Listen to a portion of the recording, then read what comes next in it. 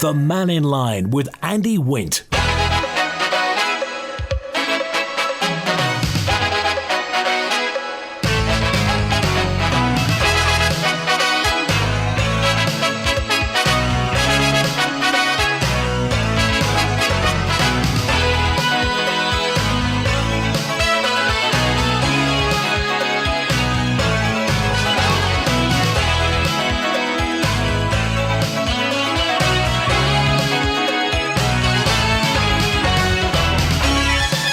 Faster my good afternoon. Wednesday lunchtime on the Isle of Man. It means Mannin Line, open line through till 1 today. Get on the air by calling 66 13 68 to have your say. Email studio@manxradio.com. Text and WhatsApp on 166 177.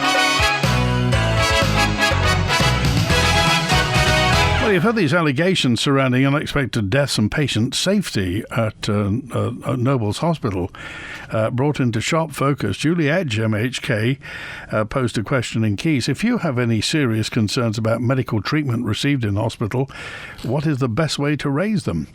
Social media obviously can spark public debate. It also feeds into the wider, more complex issue of whistleblowing and how those with legitimate concerns can speak up without fear of repercussions. It's a big issue, and if you have anything to throw into the pot, then by all means do get in touch. Well, 50-odd people gathered at Woodburn House in Douglas recently at that public meeting regarding plans for the Mooir Vannin project. Proposals by Ørsted to build 87 turbines off the east coast of the Isle of Man. I just wonder whether you were there and you have anything to report. The majority of residents that gave their representations were from Garth, where the wind farm, if approved, will be most visible. And obviously that's where everybody has a concern. One of Garth commissioners had his say, Richard Henthorne. I was there to represent the views of the people that we collected during our meeting late last year at the Institute.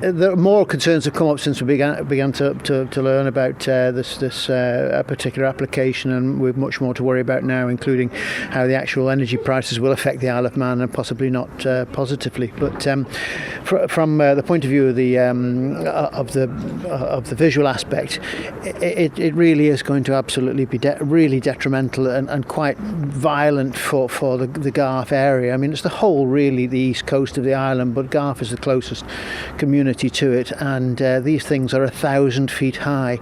That's the highest they've ever made. They haven't even manufactured them yet because they're a new concept, and they're going to be 6 miles off our coast, and there's going to be 87 on it, and they're going to blink with little red lights on at night, and it's going to be a real violent change for the community and their unspoiled sea aspects. I did want to talk a little bit about the fairness of the process, and I didn't actually get time because you only get an allotted time, and I just wanted to say that Mooir Vannin had been heavily promoting their proposal both in sponsorship of events over the island over the past couple of years, and I believe that that's created a one-sided view, and that the proposal has already gained planning approval in people's minds, and most of the people on the island, the Garth residents in particular, will not feel they'll get a chance to speak to their prospective candidate, MHK, who will be canvassing on the doorstep for election in the next few months.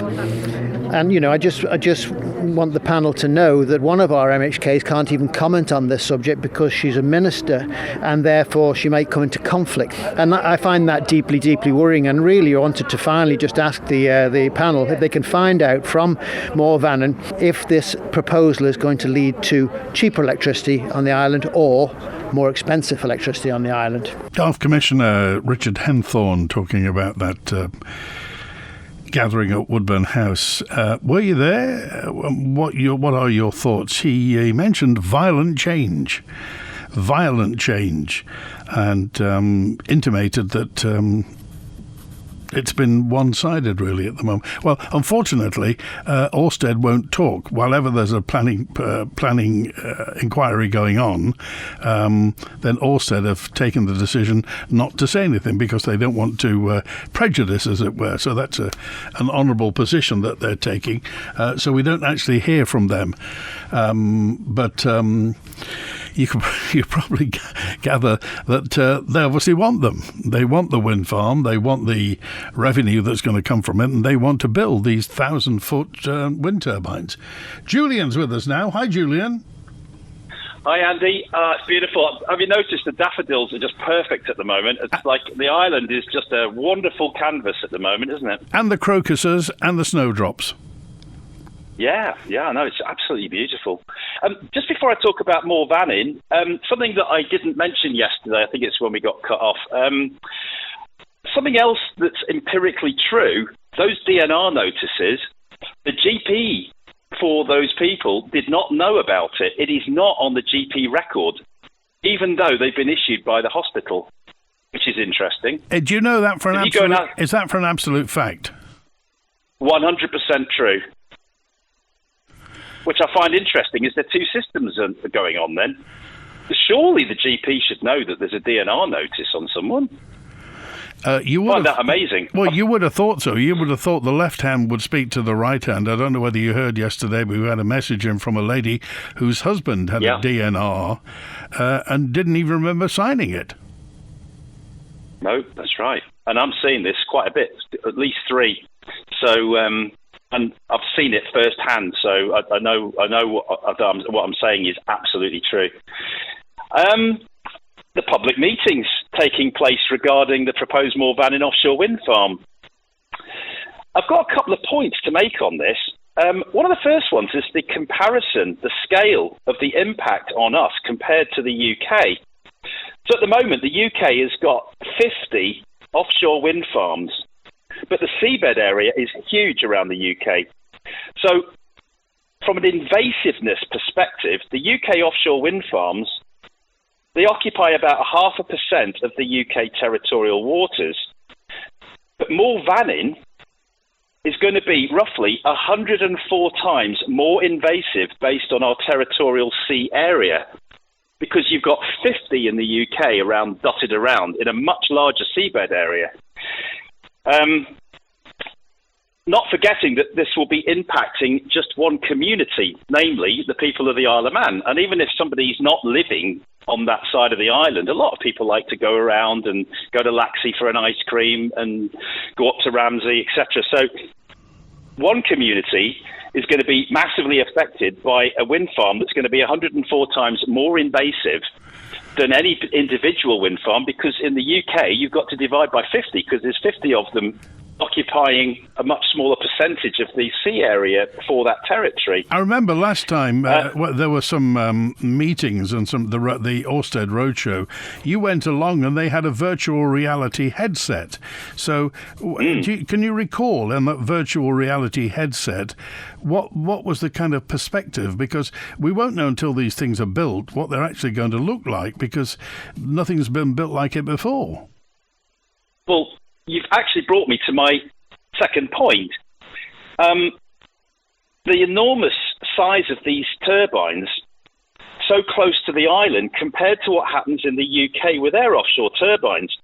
The current largest offshore wind turbines are located about 75 miles offshore, and that's like Hornsey 3 off East Anglia, and 100 miles away for the Dogger Bank one, which is on the way to Holland and Denmark. But the proposed Mooir Vannin wind farms, the turbines, they're going to have a 77% larger swept area, and they're about 35% taller than those huge ones that the UK only tolerates when they're at least 75 miles away from the shore. So I really don't think that virtual, either you've got the digital artist impression from Orsted, or you've got the goggles. I don't think they're going to bear any resemblance to what, and they're not 1,000 feet, Andy, they're 1,200 feet, so they're 200 foot higher than 1,000, and they're going to sweep an area of 741,000 square feet each. And they're only going to be 6 to 10 miles away, and there's going to be 87 of them. Now, if you compare that with Walney, so I've been to Walney Island. These ones for the Isle of Man are going to be 7.5 times larger swept area than the ones that, if you go to Walney Island and look at the ones that are 6, 7, 10 miles away, they're 7.5 times smaller. And if somebody wants to compare this with something on the island, Laxey Wheel each of these turbines is going to be 180 times bigger in swept area than Laxey Wheel. So imagine Laxey Wheel inflated 180 times. That's going to give you an idea of just how big these things are, and there's going to be 87 of them.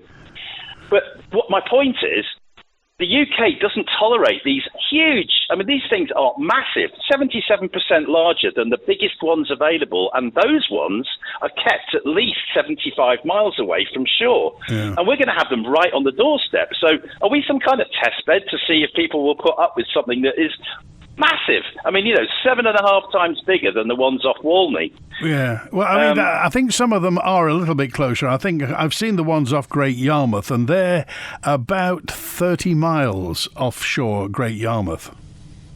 But they're smaller, much smaller. That's true, yes, they are smaller. Yeah, and the last point I was going to make, which is based on what we said yesterday about infrasound, there was an interesting study that was done in February 2014 at Laguna Pueblo at the Red Mesa wind farm. That's an onshore one, and they were studying. They actually were. It was kind of a fortunate accident. They were looking at how to work out how the atmosphere moves around, and they used the infrasound from a set of 60 wind turbines. It's much smaller than the ones at Mooir Vannin. They're much, much smaller. They were detecting infrasound at 56 miles. So if you think about Mooir Vannin, if you take the southern part of it, so that's towards the opposite Laxey, that's only going to be 14 miles from Douglas. Why do you think, Julian, why do you think they've chosen to put these huge behemoth, these huge giant turbines that there's never been any like it before? Why are we the experiment? Yeah, because the ones that I'm talking about are 12 times the distance away. 70 miles away is further than Liverpool. Yeah. In reality, isn't it? But you would have thought. Would have thought that. Ørsted they're clever people. They know what they've been in this business for a long time. Surely they knew that putting these huge turbines so close to the Isle of Man would create opposition. Why not just put smaller ones there? I don't know. I think because we don't really have experience of this, I think they're just giving these ideas as to, oh yeah, it'll be great and da-da. But I don't think people realise what this thing's going to look like. They are going to be enormous, 180 times the size of Laxey Wheel, 7.5 times bigger than the ones at Walney.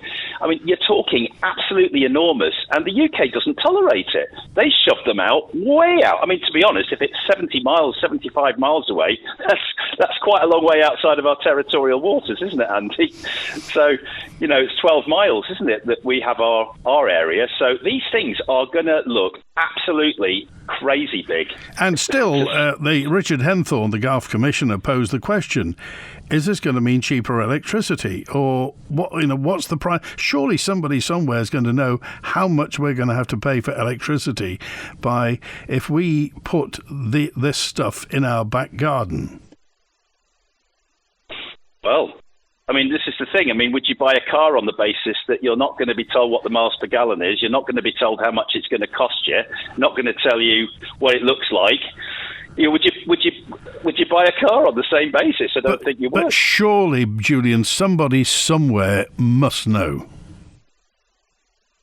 Probably, but I think even if somebody has the argument that you don't have a right to a view, these things are. The UK wouldn't tolerate this size so close. 7.5 times bigger than Walney and more than 30% taller. Who in their right mind would want these things so close? Compared to the UK. Okay. All right. Appreciate it. All right. Julian, good to hear from you. Thanks, Andy. All right. 12:20. And you also heard Richard Henthorne, the Gulf Commissioner, saying if there are that many, 87 turbines, and at night they're going to have these blinking red lights on the top. Blinking as in they will blink. So what's that going to do to our dark skies? These things are 6 miles, very close anyway, off our coast. Surely you'll see 87 blinking red lights at night. It'll look like a disco, won't it? Eddie's with us now. Hi, Eddie. Hi, Andy. All right. I've forgotten, what was your view on wind turbines? Well, funny enough, I was going to mention something else today, but it's been brought up. Okay. But just listening to your conversation with Julian there, you asked a couple of questions. One was, I wonder why they want to put them here. And I think Wilf answered that one by saying it's shallow water, less cost. What was the other thing? And then you said something else, but I did point out quite a while ago that there was an Indian guy who's a multi-billionaire who's up on charges of fraud and corruption and everything, all to do with wind energy and solar energy. So, the reasons why they want to sell us are a little bit suspect, and I think it was because you were talking about the cost. The reason why they won't tell you how much it's going to cost you for the electricity is because they'll hit you with it once it's up. And the other thing is that's been brought to light quite recently is the lifespan of them. It's getting shorter and shorter somehow. Well, I think we know, Eddie, we know the reason that Ørsted want to put a wind farm off the Isle of Man. They want to make some money out of it. Everybody, that's the main reason. They're not doing it for charity. They're not doing it out of an academic exercise. It's a big... and it will be, obviously, a footprint for the future. Yeah, but they're trying to pull the wool over the Manx people's eyes, but it won't work. There's no way the Manx people are going to accept all these. Once they understand the reality, and most people do, it's a lot of nonsense when they say, they gather a lot of momentum, and then you've got John in Ramsey there, and I'm sure he's got shares in the damn place. But my 2 points that I wanted to bring up today had nothing to do with it, but it's quite relevant now it's happened. One is, did you notice that both of these things have been in the news lately? One is that down the south of England, the geothermal unit is now operating. Oh, that one in Truro in Cornwall. That's right, but they drilled down 3 miles to get to the source. Everything, according to them at the moment, was exactly what they had planned and everything. The technology worked. They are now up and running. I think that maybe... Well, I know we're not going to go ahead with any wind turbine on the Isle of Man. I ask people, and they'll be up in arms if they even think of doing it. But we should hold back anyway and have a look how this runs and see what the costs are. And how many times have I said, let's look at alternatives to the stupid one? And the other thing that I've noticed recently, there was a program on the other night, I don't know whether you saw it, about AI and automatic cars, driverless cars. Right. Did you see the program on it at all? No, but I'm aware of the scheme.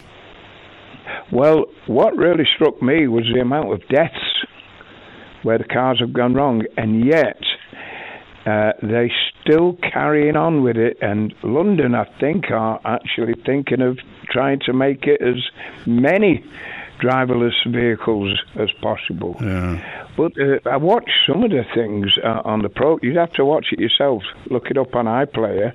But the amount of people that have been killed by cars driverless, just run straight into them and things like that. Just my whole point of bringing that one up is that I think I mentioned about a year ago that the biggest companies in the world are the ones who have invested billions of pounds for all this technology. They want the money back, so they're forcing the damn things on us. Yeah. That's why they are, I don't want to say anything like just a suggestion here, is like the Indian guy, he's on charges of corruption because he was selling all this technology to governments fraudulently. Right. Now, he's on charges, that's all I'm saying. I mean, that's nothing to do with us, and the fact is that obviously... Yeah, but we all know this happens, though, Andy, don't we? We know it happens. It's all over the world. It's a very greedy world at the moment, and they're all trying to get the money back, and I think Orsted is another one. Oh, well, that's your opinion anyway, Eddie.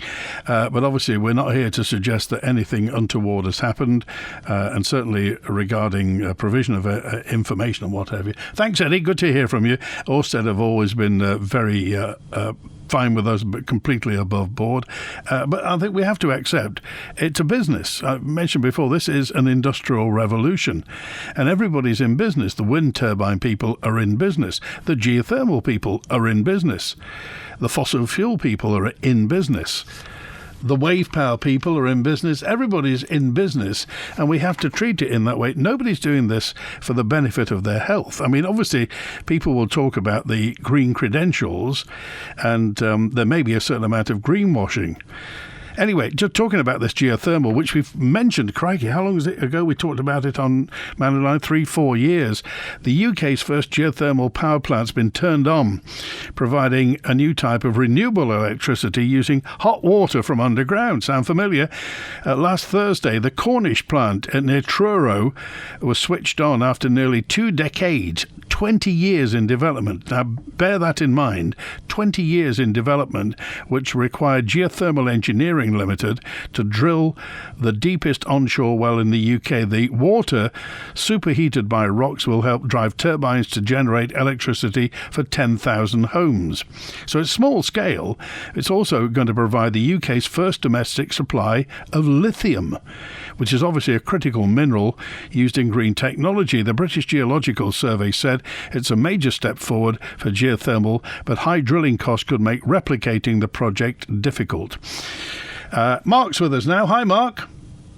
Yeah, hi, Andy. I just want to continue on the point that Julian, your last caller, sort of raised, and with regards to the lack of transparency with Orsted and the information that's being released to the general public, and also our old Tynwald. And I'd just like to remind all the listeners that Jason Morehouse requested that all MHK should have sight of the Orsted agreement with the DOI. The then previous Minister of the DOI, Michelle Haywood, asked Orsted whether this would be allowed, and Orsted refused.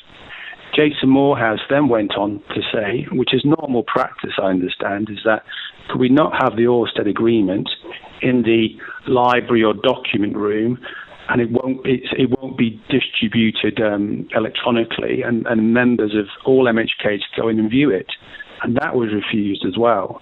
Now, Orsted have cited that it's an agreement between themselves and the DOI. What I'm fearful of, and touching what Julian said, is that because we have a lack of experience on the island, that they are pushing through non-normal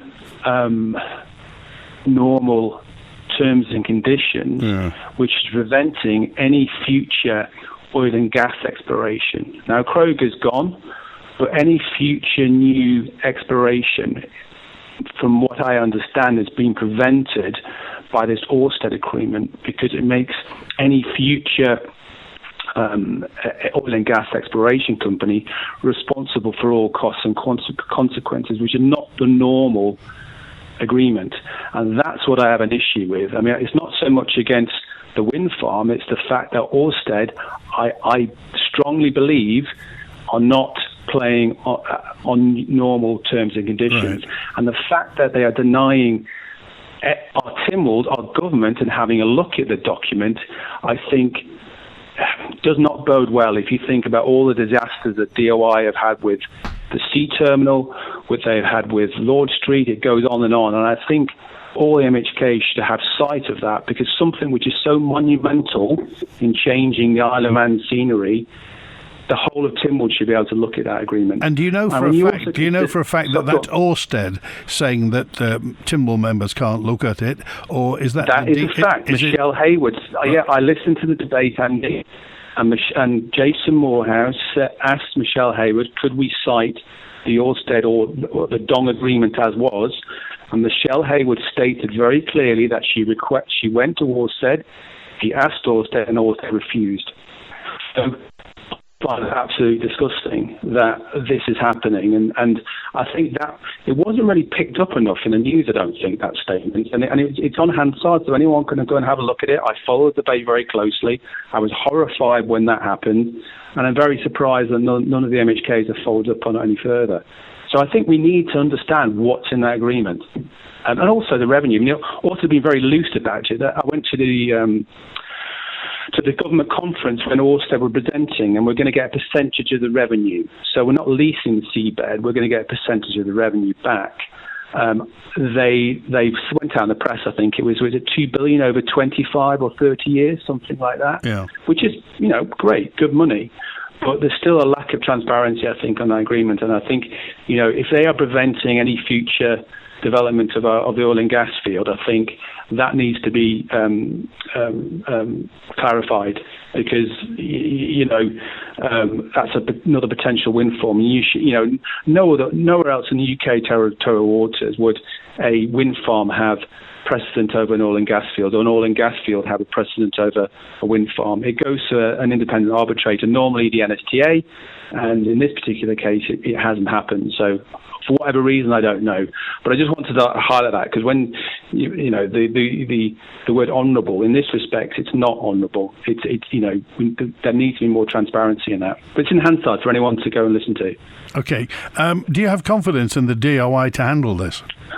No. I don't think anyone in the Isle of Man has. I mean, you just look at all the...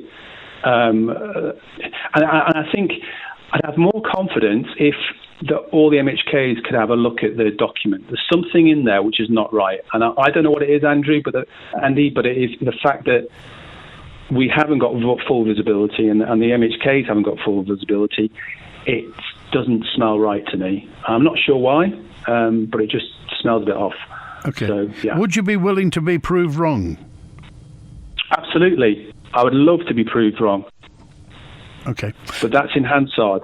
So either Michelle Hayward wasn't telling the truth, or what? So Michelle Hayward wasn't telling the truth, what she said in Tynwald, or Ørsted have refused for all the MHKs to look at the agreement and put it in the library to allow all MHKs to look at it. That was refused, and Jason Morehouse asked that specific question. Okay. Mark, good to hear from you. Thanks for being with us today. All right, cheers, take care. Okay, one-time Treasury Minister was at that meeting, Anne Crane, resident of Garth. Anne Crane, former MHK, MLC, Minister of the Isle of Man, wanted the panel to consider the ancient heritage along that stretch of the eastern coastline. This is Anne Crane. I think it's important to give them an understanding of the backdrop to which these wind turbines will be placed. And we're looking at so long ago, prehistory. We're talking about Castlenard, a really important megalithic site,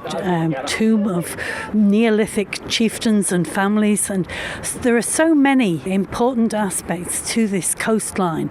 From Balafale Cairn, we're talking about sites that are 2,000 to 2,500 years before Christ. And I wanted to make sure that there was this bearing that they would grasp, that we're not just talking about erecting these wind turbines in the sea, but that they relate to what's on the land. So do you have faith that the panel is going to take this into account? Yes, I think that it will be taken into account. I did point out that if this were to happen at Stonehenge, which is an equivalent site in our terms, would they do that across? I don't believe that they would. Nobody would accept that. Anne Crane, former Treasury Minister, former member of Tynwald.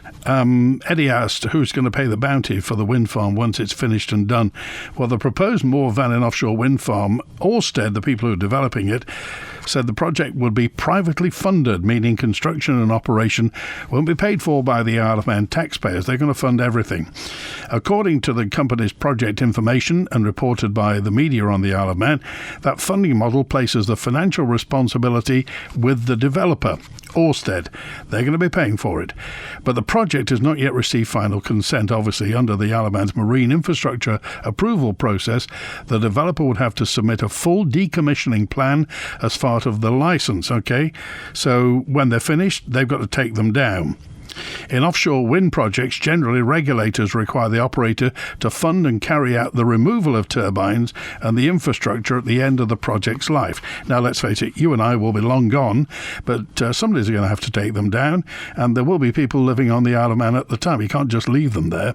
So based on the current proposal, the expectation is that the developer would pay for decommissioning, but the exact legal conditions will only be confirmed if the project is formally approved. This is the Isle of Man talking. The Mannin Line. A ground source heat pump can save thousands of pounds a year, and you can harness this energy on island with Geothermal Limited, the water borehole experts. Visit drilling.im and see how a ground source heat pump borehole works. That's drilling.im. Jeffrey, how do you like this composite door from Spectrum Windows? Oh, good choice, missus. Stylish and hard-wearing. It'll transform the house. Trouble is choosing the colour. There's so much choice. How about red? It goes with your eyes. Anyone would see red living with you, Jeffrey. For a huge range of solid composite doors in a great range of colours, including red, visit Spectrum Windows, the showroom, Derby Road, Ramsey, or call 817777. At Bond Fabrics, we're not just a fabric shop. As well as curtains and upholstery and dress and costume fabrics, we've knitting and crocheting wools, made-to-measure curtain and blind service, plus poles and tracks. Visit Strand Street, Douglas, call 611856 or see bondfabrics.im. The Isle of Man Creamery, famous for the freshest Manx milk, dairy products, Noah Bakehouse treats and more, has now made ordering deliveries even easier. Simply download the Isle of Man Creamery Doorstep Direct app and you're ready to order. Reschedule deliveries, see your order history and request invoices. Treat your taste buds in a few taps. Get info and add to your order now at isleofmancreamery.com/delivery or visit your app store to download the app now. Get your garden ready for spring with Riley's. Seed potatoes to garden machinery. Get down to Cool Road, Braddon for everything you need. And all your pet supplies and birdseed too. Leap into spring with Riley's Garden Centre. March is National Bed Month, and to celebrate, we have another winning weekend here on Manx Radio. We've teamed up with Lifestyle Furniture to give you the chance to win £400 worth of Laura Ashley bedding. All you have to do is listen out across Saturday and Sunday for the winning question and text your answer to 166 177, and we'll reveal the lucky winner on Monday afternoon. Lifestyle Furniture is celebrating throughout March with big bed month offers and competitions too. So make sure you follow them on social media to see the very latest. Celebrate National Bed Month with Lifestyle Furniture and Manx Radio, and you could be sleeping in style. The Mannin Line with Andy Wint. 22 minutes before 1. Robert's on now. Hi, Robert. How you doing? Well, fine. Thank you for hanging on. That's okay. I'm here to support the wind farms, off the island. And if you look at the recent by-election, maybe I'm talking up for the youth vote, I don't know, but if you look at that Hannah lady in Denton and Gorton, there seems to be a flood change over to renewable energy groups and the Green Party and things like that. I'm not sure if it'll transfer on the Isle of Man, but there seems to be more of an awakening. Well, we haven't heard much from the Green Party. I mean, they don't maintain a commentary on the Mooir Vannin wind farm regarding this. But obviously there are going to be a lot of brand new voters, a lot of 16-year-old voters who at the last election were aged 11. So times will change, Robert. I think there's an awakening. I think we're looking at a split down the middle, if you like, between the two age groups of the older age group, the grumps, if you like. There's a lot of them on Manx Radio, including myself. But I think we've got reform and things like that coming through, and whether or not that'll transfer on the island with this Isle of Man first or whatever it is, I don't know. But we're certainly an awakening, and I'm just here to support the wind farms. I don't know why it's not going ahead faster. It's going through a planning process at the moment, so we'll find out what happens at the back end of that. And obviously, Ørsted have presumably got the money ready to go. Okay, well, I mean, I'm happy to see that go forward, and I believe that it's an energy that should be harnessed if it's available. and it is available. So I think we should use it for what it is. Despite what it's going to look like on the East Coast. I don't care what it looks like, Andy. I mean, it's means to an end. It provides energy. It provides good energy for the Isle of Man, and that's the reality of it. Okay. I don't care what it looks like, to be honest with you. All right, Robert, good to hear from you. Thanks for being with us. All right, bye. Cheers now, 20 to 1. Alan's on now. Hi, Alan. Good afternoon. I've got a story to relate to you, sir. Okay. It happened many, many years ago that I worked at a house down in Ballabeg. Now, the gentleman who had just moved over to the island, he was one of the highest, geo engineers or something in Canada. Canada, you see. So anyway, we used to have a talk at about 10 o'clock every now and again about Manx politics. And one thing he brought up, he says, have you seen this in the paper, Alan? I said, what are you talking about? And he was saying there was a paragraph which stated that the Isle of Man had sold its rights around the Isle of Man to the English government. Now, I couldn't believe it at the time when he told me this, but he was quite insistent, says, how the hell did they do that? Why did they do that? Apparently, it was during the time when a lot of exploration was going off Ireland in England type of thing, and this agreement was made up with the Manx MHKs or the Manx government, where the Isle of Man had sold its rights around the Isle of Man to the English government. Now, I've been trying basically to find out a bit more on that, but because they restricted in 2011 any kind of new kind of, Freedom of Information Act, anything before that, you're not allowed to find out, or you cannot find out. Now, I'll be interested to know, has this been affecting the Isle of Man ever since? Let's look at Cobra, or whatever. Cobra, is it? The ones who are trying to get the gas going, and how they were totally blocked and other things. Is it true?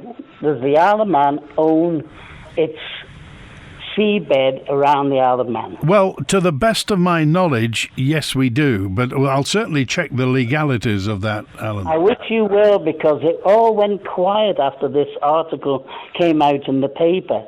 And it was only a very small article, which is, quite the same what they usually do in the Isle of Man. They don't make such a big bahoo about it, but the Isle of Man had said it had signed over the rights of all its rights around the Isle of Man to the English government. So is Ørsted, are they an English company? Are they? Are they? They're Danish. They're Danish? Yeah. Right, okay. So I suppose the way politics are with the Danish and the English, the bedfellows, you would call them. But I would like to know who really owns the mineral rights and everything around the Isle of Man. Because this gentleman was he says, what the hell are they doing, he says. They've gone and sold their mining rights and every mineral rights around the Isle of Man to the English government. Okay. All right, Alan, we'll find out for you. Thanks for calling today. As I mentioned, to the best of my knowledge, we do own the rights, the mineral rights, the drilling rights, and obviously the fishing rights around our coastline to the territorial limit, as it was. And as was mentioned yesterday, I'm sure it was David North who was the politician who got that through.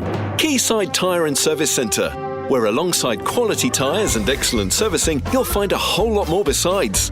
Choose Quayside Tyre and Service Centre for diagnostics, cam belt changes and aircon, along with laser wheel alignment and all your mechanical and electrical repairs. With courtesy cars available, excellent friendly service and competitive prices, visit Quayside Tyre and Service Centre on South Quay Industrial Estate, and you'll soon be back on the road. Quayside.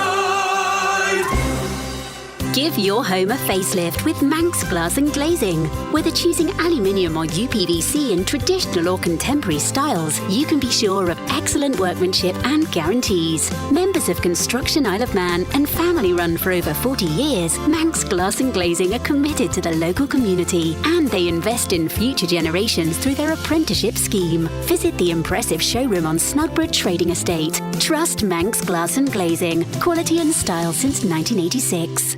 EVF, fueling the island and fueling you. With a great range of fresh foods and everyday essentials at our filling stations. And always great offers too. Vannin Fuels.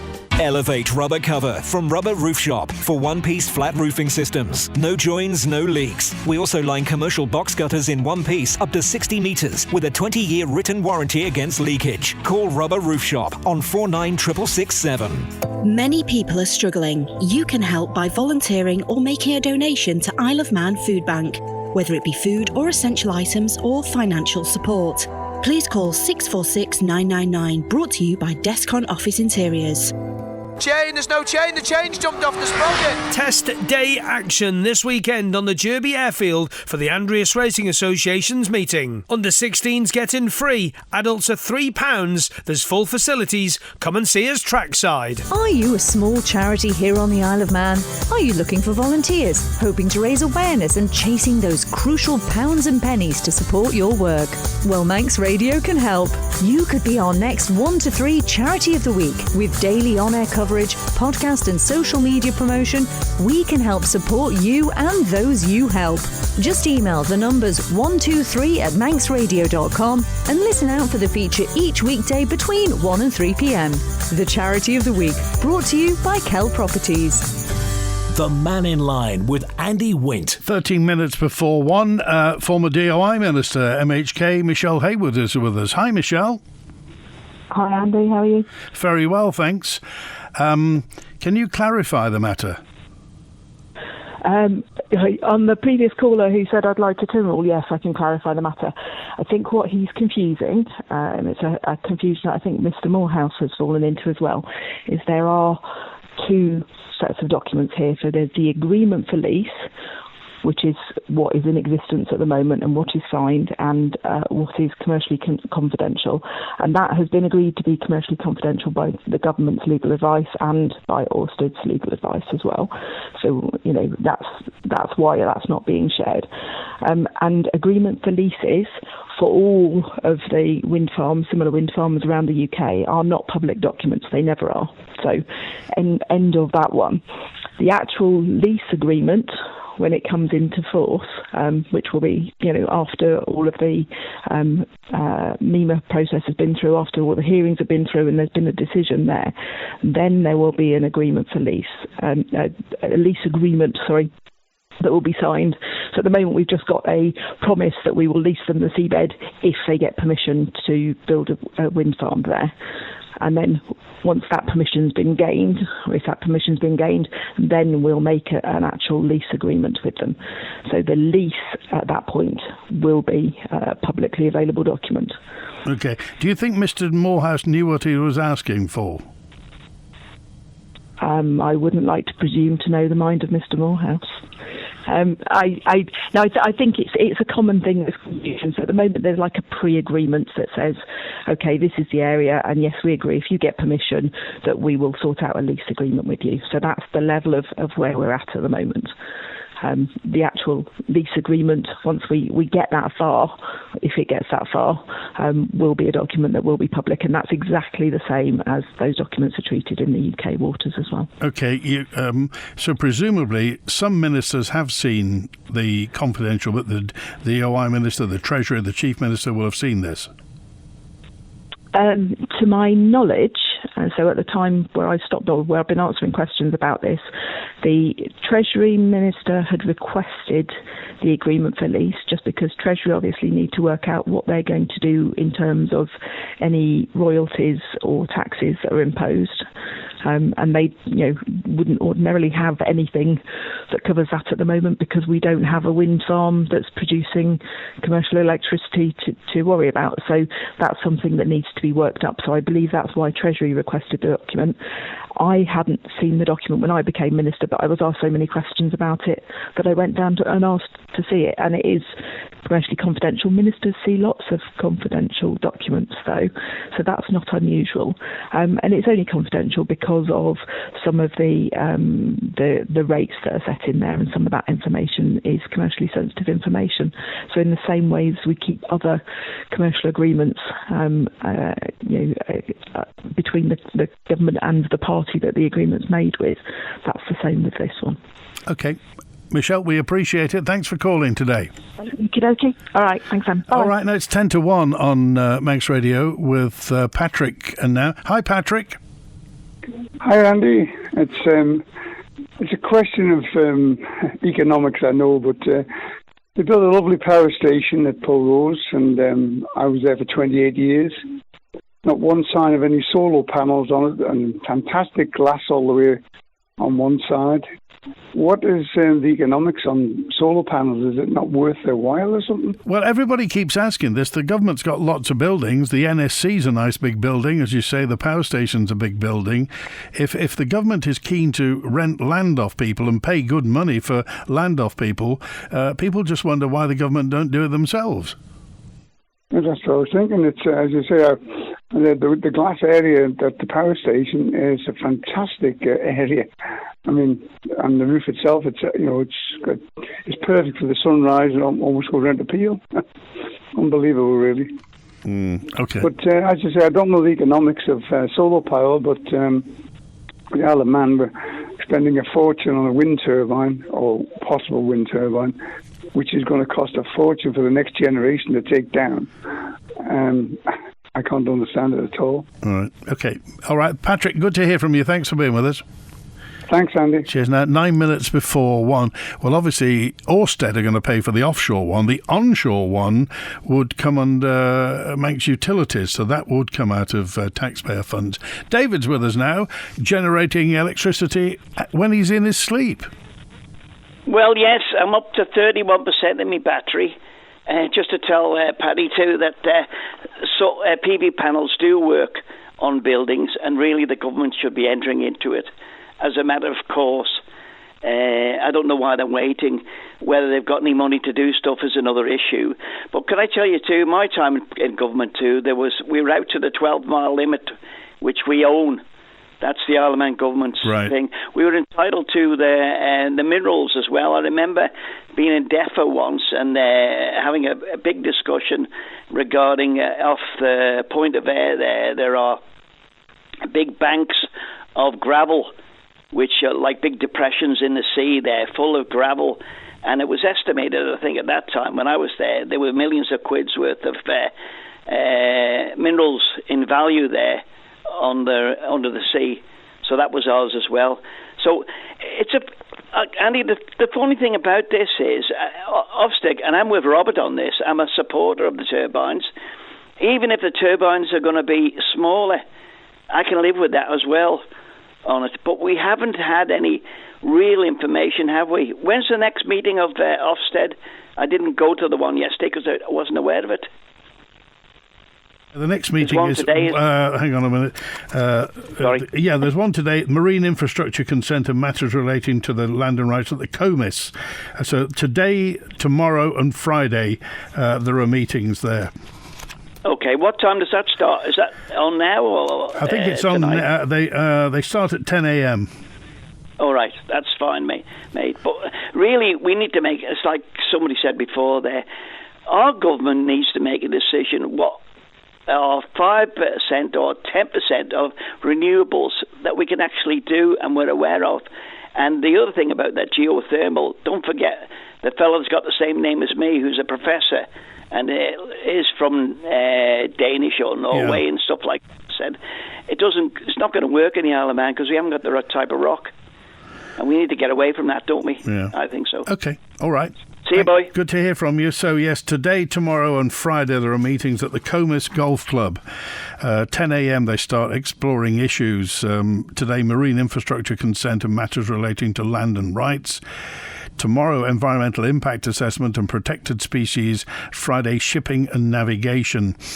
And, of course, we'll have a reporter there just to find out what's what. Do you remember we talked about this 12-storey building on the bus station site, and somebody asked whether the Isle of Man Fire and Rescue got appliances that can reach 40 metres in height? It was Phil in Onken who asked that. Yes, Isle of Man Fire and Rescue Service does now have equipment capable of reaching approximately 40 metres in height. The service recently took delivery of a new high-reach aerial appliance. It's a Magirus. Isn't that an Austrian company anyway? A turntable ladder. It's got a 42-metre reach, which is designed for rescue and firefighting operations at increased building heights. Before this new appliance, the highest ladder that they got was around 32 metres. The upgrade for the Isle of Man Fire and Rescue to 42 metres gives the island's fire service added capability for taller structures, including buildings in the region of 10 to 12 stories, typically about 35 to 40 metres tall. The vehicle's based at the Douglas Fire Station will serve the whole island once crews complete their training on it. So we've got a new ladder, and it'll do that. No matter how many wind turbines we bring down, we have to bring down the cost of electricity. You can bet your bottom dollar, says Frank, we'll still have the highest fuel costs in the world. And Frank makes a good point. 29p. 29p is it, and at the bottom of all this, remember, is money. How much is it going to save us? How much is it going to cost us? What is it going to do for us? I think we can afford to be selfish on this matter, don't you? The question to be put to politicians, says Texter 656, is why we would want to put these turbines on our coastline. They're in a position to object to this, but they're not coming forward. The whole scheme should be shelved. There's no green advantage for the Isle of Man if all the energy is heading to the UK. But they are going to put an interconnector in, I think, from Preston to... well, it was mooted it was going to be Groudle, but we don't know who's going to pay for that, whether they pay for that or we pay for it. And the waiting list for interconnectors, I'll put it this way, it's not 6 months. Right, tomorrow we're going to be with Nick, the pharmacist. Remember, he's been in a couple of times. We'll be talking about your health, nothing specific. We won't do any clinical diagnosis, but Nick the pharmacist is on tomorrow. Thanks to Chris producing today. Have a good day. WINT